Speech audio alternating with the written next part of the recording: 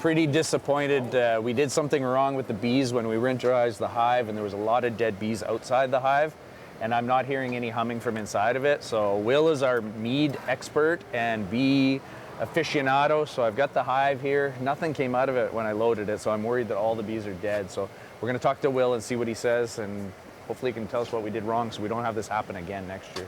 Yeah. How you doing today? I'm okay. I'm right in the middle of mead making. You cooking some honey up? I am. Hold on. Looks good. It's amazing. It's a little bit of a mess. I'm sorry. That's all right. That's the way we work around. That's the way I work. Absolutely. Most of the time. Hey, I brought that beehive that I was having trouble with. Oh yeah. You want to come have a look at it? Sure. I don't think there's anything left alive in it, but okay. There wasn't any humming or anything coming from the hive like there normally okay, well, is. So. We'll be careful. I brought the suit in case. And there was a bunch of dead ones outside, so I'm worried. Yes. I wrapped it in burlap. Yeah. I gave them extra. We didn't take the honey out. We left that in them for their eat. Yeah. Can I take it? Let's take it apart. Let's take it apart. Yeah, there's nothing humming, so I'm pretty sure there's nothing alive in here, unfortunately. There's nothing in there. There's an ant. Okay. Okay. So if you want to use this hive again, kind of dangerous because it's all moldy now. So what you need to do if you want to use this again is clean these off and get it in the sun. The sun will disinfect it and dry it to for kill next year because you can even feel how damp it is, right? So see, they still had honey left. So it wasn't necessarily a food problem that got them. So first off, I can tell you that it wasn't American foul brood or European foul brood, especially American foul brood. What are those? They're really nasty diseases that'll wipe up your hive, but they stink. There's a real This just smells musty. This is just musty. Had you cleaned this up earlier, it wouldn't smell this bad. Well, I wanted you to be the one to see it first. Okay. Yeah. So that mold probably wasn't there when they died. So that's grown since spring here. That's empty. It has no food in it. Yeah. Empty. No food. Empty. So they would have had food in there, but they ate it? They ate it. They probably starved to death, yeah.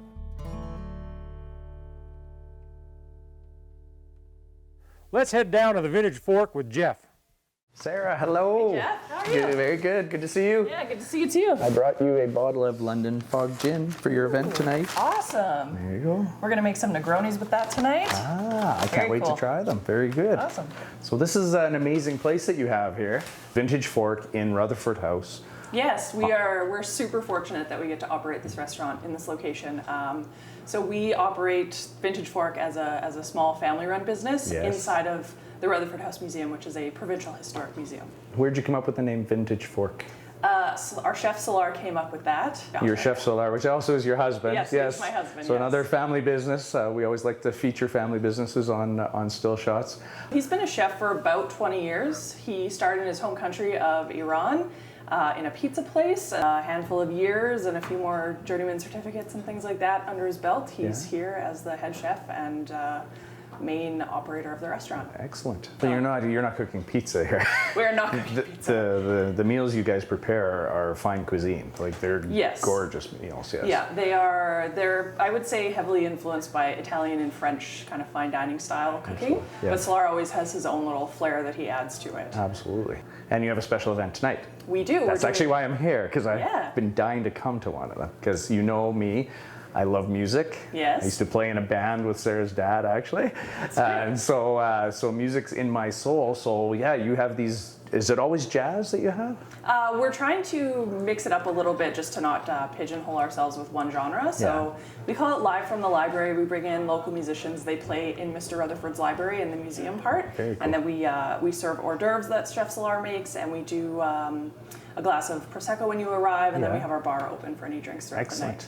I've been here for your brunch with Karen. Yeah. It's amazing. I think it was a 5-course brunch that we had. Four course. Oh, it was so good.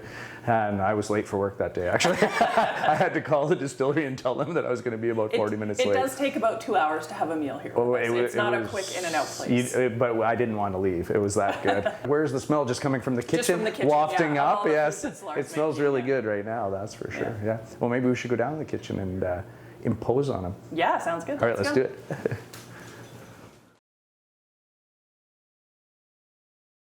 Got up a little early today and took an hour drive south down to Ponoka from Nisku. We're here at the Ponoka Stampede at the Calnash Center and taking in some mounted cowboy shooting, which is a sport that I didn't really know about until about a year ago. We got quarter horses behind us neighing.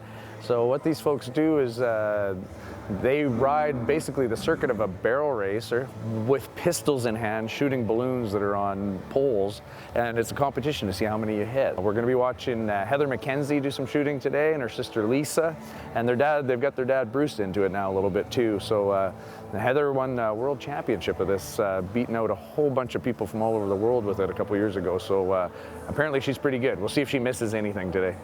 As they ride through the circuit and they're shooting these balloons, there's people in the stands. And the first time I saw it, I thought, you know, we have live ammunition going off with people in stands just a few feet away, but there's actually no projectiles in the 45 cartridges. It's just black powder pinched in, but the black powder actually shoots out with enough force to break a balloon up to 20 feet away. So it's a safe thing to do. The only hazard here is actually to your hearing, so earplugs are in order. We're here today with Heather Mckenzie.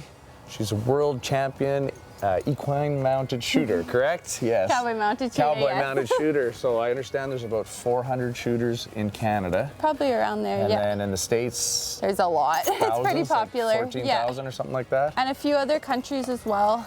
Exciting. And every year Canada sends quite a few people actually. Okay. We have a really strong group of shooters. The Ponoka Stampede is so massive, so being able to shoot here, it's definitely one of our biggest shoots, and it's really neat. The atmosphere is crazy, the energy is awesome. All right, that's enough horsing around. Let's head back to the Vintage Fork. Hey, Salar. Hey, Hello, sir. How are you? we're making pot pies. The chef is hard at work here. Good to see you. Good to see you too. Thanks for hosting us here tonight. Thank you. Mini, what are you making? Mini Pot pies. Mini pot pies. Hors d'oeuvre size, like little Yes, ones. yes. So I understand we've got 10 different hors d'oeuvres that we're having with tonight. Yes, 2 of them are desserts and 8 of them are savories. We're doing duck tarts, chicken pot pie as you saw, So what else do we have planned for tonight then? the steak sandwich, which we will be serving at Taste of Edmonton as well. Oh, you guys are going to be involved with Taste of Edmonton this year? Yes, Ah, very nice. We've Yes, been yes. going since we opened. We've been going every year. You bet. We're going to do our creme brulee tonight as well for everybody. We have a fruit tart. So A little bit of yeah, everything. a little bit Nice of everything. variety and Yes. some nice music. The musician that's coming tonight, what's her name? Bilie Zizi. Bilie Zizi. Yeah, It's she's wonderful. Local Edmontonian? Absolutely. Yes. And what kind of music does she play? She's like a local singer-songwriter. Oh, okay, yeah. She plays guitar. She's going to be playing. I'll get along with her then. Oh yeah. Yeah. She's very soulful. Yeah, very cool. And have you had her play here at Vintage Fork before? Yeah, she's played a couple times for Okay, us. so that's good. Yeah. Yeah, we really like having her here. And how often do you do this? Is this once a month? Once a month. First Thursday of every First Thursday. I'm trying to think of what day it is today. That's Yes. right, yes. We do off-site catering even sometimes. If it's manageable in size. Right. We do in restaurant weddings, private bookings, for dinner if you have a group of 10 or more. And Sarah was saying that when you started in Iran, you were working at a pizza place. Is that right? Yes, I started from sandwich and pizza shop. Sandwich and pizza shop. So you've come a long way, sir. Yes, they called that Italian restaurant back then. Oh, did they really? Yeah. Then I moved here to Italian restaurant and I got a job and I was like, whoa. That's not the same. Yeah, that's not the same at all. Well, we wish you the But, best success. I always had a love for cooking. For sure. Absolutely, yes. I'm really looking forward to see what you present to us tonight, and the music especially. So Absolutely. I'll let you get back to work. And we love your product and Thank you. thanks for coming in and doing this. No with us. problem. We all have to help each other as small business people. Spread the word that there's these little hidden gems all over Alberta, actually. So. Yes, wonderful, Yes. wonderful places and businesses. Do you want my help in the kitchen? Yeah, put him to work, Yeah, Salar. get to work. What do you want me to do? Just take the garbage out. Okay. Yeah. Really, any horse can do this sport. We have a few warm bloods, we even have a couple mules. No kidding. Yeah. How long did it take for the horses to get accustomed to the shooting? It totally depends on the horse. Some, they really don't mind off the start. Others hate it. So Yeah. we just keep it a really positive experience and slowly Slowly desensitize them. introduce them to it. Yeah. you bet. Yeah, so it's whatever pace the horse wants to go at, because we want them to enjoy what they're doing. Oh. We wear earplugs, and our horses wear earplugs. Oh, do they really? Yeah, they do. Oh, okay. Actually, I used to always wear a cowboy hat, and then last year I decided to start wearing a helmet, both my sister and I, and they're a little less fashionable, but we even wore our helmets over to the grandstand show yesterday, so I think it's a good thing. Yeah, it makes sense. If people are falling off, yeah, it's a safety issue. I have been doing this sport for about 5 years. Yeah. I was actually a show jumper for really? 15 years before that, yeah. Okay. So it was a big switch. No kidding. But I love the competitive atmosphere, and I love the horses and everything, and I saw it actually for the first time here at Ponoka as a spectator, and I was like, I gotta get into this. I wanted to do that. I used to compete in target shooting when I was younger, so it was like perfect for me. So it made sense, absolutely. Yeah. You had to do. So Heather, you talked to your more shy sister into coming out here. Lisa, Yeah, I dragged her in front of the camera. don't worry, you don't have to be on here too long, right? Sorry. But I understand that you actually have a big role in this sport. Yeah, You're the chairman of. the Managed Shooters of Canada.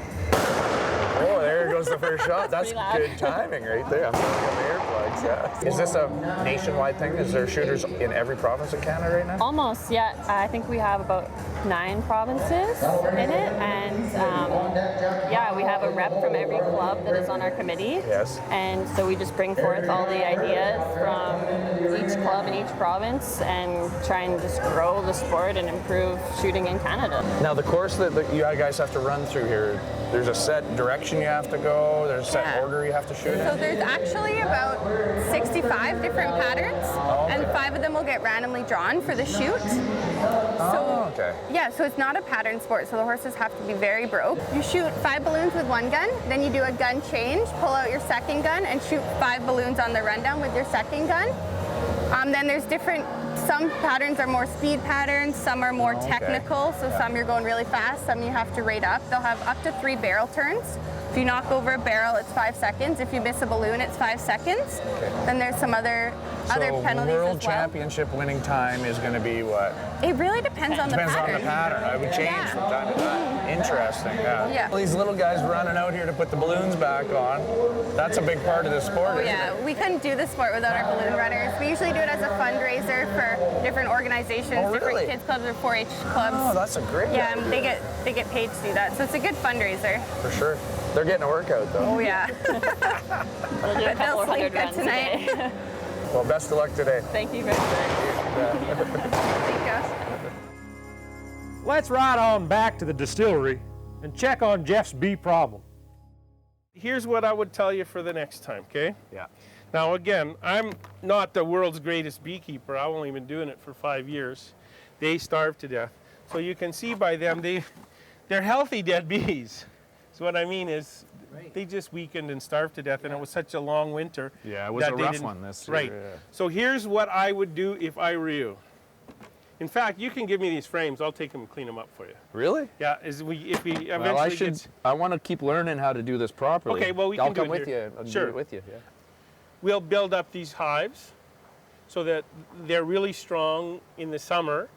And as soon as the middle of August comes, we'll start feeding them with liquid feed. I did that when I first got Yeah. them. Yeah, Because in it the was spring. early spring, because Yeah. there was no flowers out at that Right, point you in have time. to. Yeah. But yeah, once they were going on their own, I stopped feeding them. When they go on their own. But what people, including me when early on, I figured it's August, it's still nice outside. Yeah. But by the middle of August, all the flowering is done. There's still some thistle. No, that's but true, yeah. And there's still some weeds, but there's no major flows of nectar. Yeah. So you start feeding them and you watch the weather. As the weather's starting to cool, like you say, you don't want to leave that fluid in there Yeah. during the winter. So I steal a couple of their frames and freeze them. And then around October, when I'm watching the weather, a couple of nice days are coming, I will go into the boxes, take away that liquid feed, Yeah. and I will have Take those thawed two frozen ones? not frozen, but I will okay. have thawed them by Yeah. that time, and I'll plunk those in so that going into the first cold stretch, as I wrap them up, they're filled with honey. Yeah. Okay, then you have to wrap them, and you've done all the right things with, letting air in and letting air on the top, and doing Just all of not that enough stuff. food. They didn't have That's- enough food. damn They it. starved to death. And you can see little signs here. If that's dysentery. This is. Yeah. So they were sick? They were sick. They got weakened because of no food, and you can see signs of dysentery all over the place. You see that along your box? Okay. That's bee dysentery. Hey, here's my queen's little cage, it looks like. Yeah, the old queen box. And you should have taken that out because it just gets in their way. I was terrified when I put that in there. Everybody's terrified the first time they put them in, right? And I had no beekeeping equipment. That's craziness. I didn't get stung. Well, you will. And scrape it off. Like, we can literally cut that out and keep that. Really? Sure, because the healthy bees will fix that. But all of this is drawn out wax frame. So leaving that for next year's bees is... That's less work for them to have to do. Now they can go out and forage, and they're not building comb. I understand. They talk about killer bees, but they don't often talk about bee killers. We've all done it. It's a learning curve, right? It's a learning curve, right? That's and right. you know, they have the courses and all that sort of thing. Read all the books, but and the other thing nothing beats experience. Well, and I've done this too. So the other thing you can do is give them in the winter a pollen patty. That's why I confused when you first told me fondant, because I just call it just feed. Okay. But it's a pollen patty you buy at the bee store. It's 100% protein, and it replaces pollen for them, because even when you feed them, they can't get any protein. That's all. Sugar is all carbohydrates. Yeah, they there's use no that. protein in There's there. no protein, Okay. so you have to give them both. Not a complete failure then. Almost. Damn. We have the dad, Bruce Mckenzie's up next. We'll see how fast he is. I know his girls are fast, but we'll see how fast he is. Here we go. Ready to roll.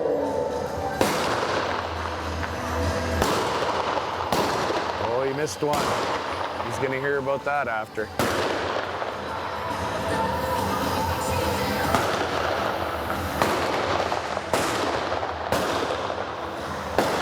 Good job, Bruce. All reached out there. I gotta ask you, did you feel sorry for that one balloon? Is that why you left that one out there? 5 seconds. Yeah. Is that what is a penalty for 5 seconds for missing that one? I'm impressed though. That's pretty damn good. Now the girls, they figure they're gonna outdo you though. Oh yeah, they're gonna win this shoot. Well, that's the thing they always. Yeah. So this is your wife out here? Yeah. Oh, entire family support here. Yeah, we come to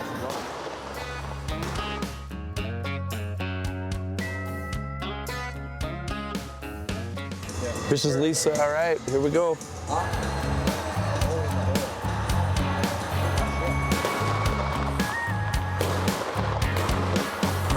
Oh, she's fast.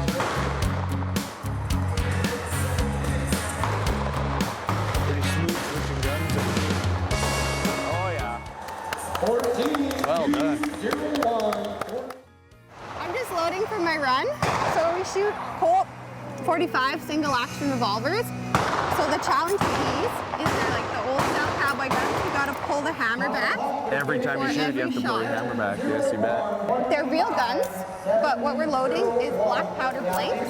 We load 5, never 6. So these black powder blasts will go about 20 feet. You're all set to go. All right, good luck, good run. Awesome, thank you. All right, you bet.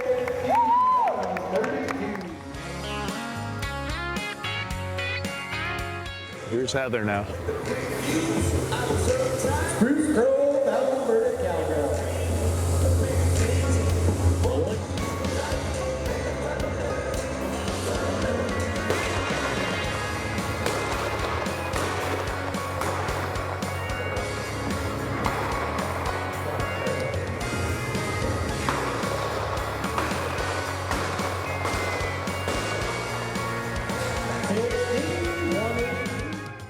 Cowboy mounted shooting has gone as far back as Billy the Kid and John Wayne.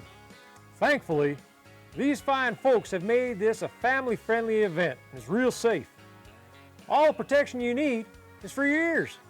For some of the riders, it's just as much about the show and the fine fashion as it is about the competition. Let's head back to the Vintage Fork for one last time. This is gorgeous. The view is amazing. This brings back a lot of memories for me because I went to U of A too, actually. And the house I lived in was only about 2 blocks from here. Hello, how are you? I'm well, how are you? Very good. You're Bilie, I take it. Bilie, Yes. yes. I thought Sarah would introduce us. Sorry, I was stuck making a drink. No problem. Sounds good. So I hear you're an amazing musician. Somebody's been talking you up a little bit. It's true. tuck me up so I can let you down. No, you'll rock it tonight. So what kind of music are you playing tonight? It's original music, so it's Excellent, nice. jazz influence, roots rock and roll. Very cool. Yeah. And do you do venues like this a lot around Edmonton, or how? This one I think is really unique because it's obviously a historical house. Absolutely. And then it's paired with the food. So I really like. Pretty unique experience Yeah, for absolutely, sure. yeah. And Sarah, thanks for the tour you gave us of the kitchen and imposing on Salar a little bit down there. It's fun to do. Yes, we're gonna have a fun night tonight. So where you're playing tonight is actually in the museum side of the building here, which unfortunately we're not allowed to film on. So you guys will have to come here and experience it yourself, live on, what's it called? Live from the library. Live from the library. You got to come live to see it. Okay. You know what? This is the kind of thing that the guys on Moonshiners would blow up. I guarantee you. They tend to explode things at every single show that they. Oh, okay. So we wouldn't want anything like this around those guys. Okay. I think a lot of It's safe around us.